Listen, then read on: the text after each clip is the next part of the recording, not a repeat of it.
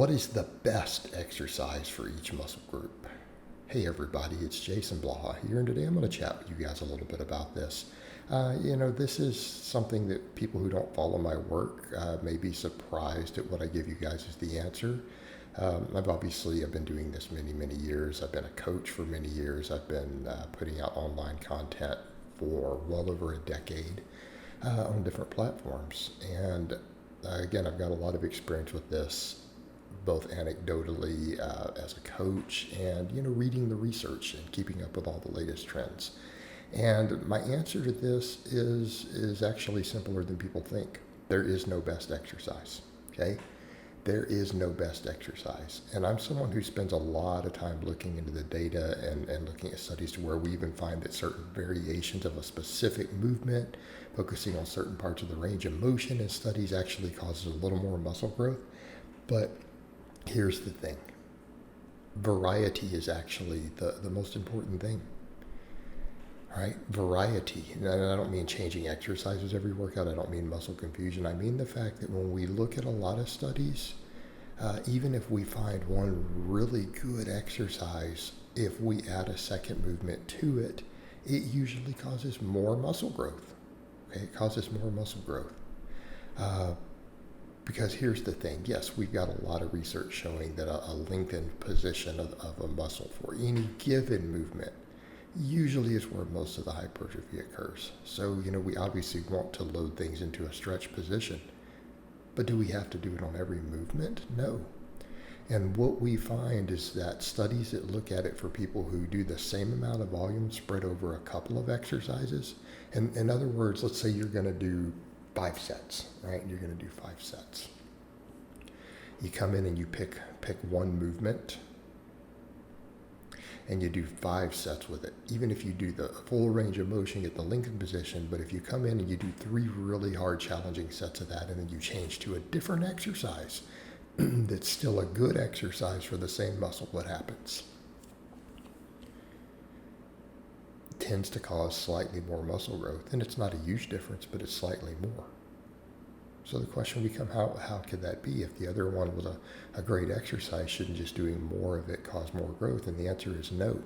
Because what we find is creating more overall fatigue and activating muscle fibers that are maybe in slightly different parts of the muscle, that one doesn't work as much, can give us a little more growth. Okay, they can give us a little more growth. And when I'm talking about muscles, notice everything I'm doing in this one is a multi-joint exercise. I'm not doing any really small movements in this particular clips, because this really highlights an efficient way to get big. And I'm someone who actually does a fair number of single joint type exercises. I always do stuff for my arms, for example. I personally have to. It's just genetics. But here's the thing. Here's the thing. All the studies show that multi-joint movements cause just as much muscle growth in the target muscles, usually in most of the muscles involved, not all of them, as a single joint exercise does.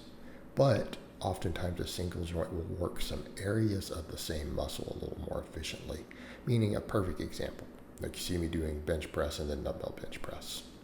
All right, the lateral and medial head of the tricep get the most growth there, but a lot of extensions will work the long head a little more. And that's been found in studies when the bench press was compared to, say, skull crushers. Right? It's been found to be the case. It's been found to be the case. The bench press caused part of the tricep to grow more compared to the skull crusher, and the skull crusher caused another part of the muscle to grow slightly more than the bench press does. When you combine them together, guess what happens? Beautiful thing. Right? Beautiful thing. But in this case, I'm not even doing vastly different movements. So you see me doing a flat press of 2 types. Why? Flat presses work the entire pec. And because I did 2 different types of flat presses, the entire chest scout worked extremely well. And I'm doing 2 sorts of rows. I'm doing a 1-arm dumbbell row, then you see me doing a seal row. Pretty similar angle, but things get worked a little different. They get worked a little differently. The only thing that's not getting really hammered in this video is posterior chain. Okay, hamstrings and stuff are being a little neglected. All right, here you see me doing a back squat with a safety squat bar. And then afterwards, I do a belt squat with a narrower stance. Now, that is one of the things that you will note with all these, even though they're all at the same angle. It's two types of rows, two types of flat presses, two types of squat pattern movements. The stances and the grip angles are a little different, right? That makes a very, very big deal, right? The entire body would grow from these 6 movements, other than, again, posterior chain being neglected a bit. And I didn't throw any of those in. But the same week, I actually did glute ham raises and reverse hyperextensions, and I just didn't include them in here. I probably could if I wanted. But again, complete development, everything would grow from this pretty effectively. Right? Everything would grow pretty effectively. So what have I done in this case? In all of these cases, I have done 2 different exercises for all these muscles involved. Right? As long as they're trained hard, this is an effective way to do it. As long as volume is kept inside your ideal range that you can recover from while still stimulating new adaptations, everything's going to grow. Okay? And this should be the way that you look at training once you're out of the novice phase. For a novice, you don't even need to think like this. Like, seriously, you can pick about 4 exercises, 5 exercises as a gym noob and push them really hard, and your whole body will grow. Okay, so I want that to be clear too. That novice lifters, people in their first year, you don't have to think about any of that stuff. Just get stronger on a number of big movements, work your entire body, and you're going to grow pretty close to maximally. It's once you get past that first year, then this stuff starts to really, really matter. Especially you get 2 or 3 years in, stuff starts to stall. 4 years, 5 years. Okay, it becomes a lot harder to gain muscle. That's where using things like this and saying, hey, the best exercise is to do 2 different ones.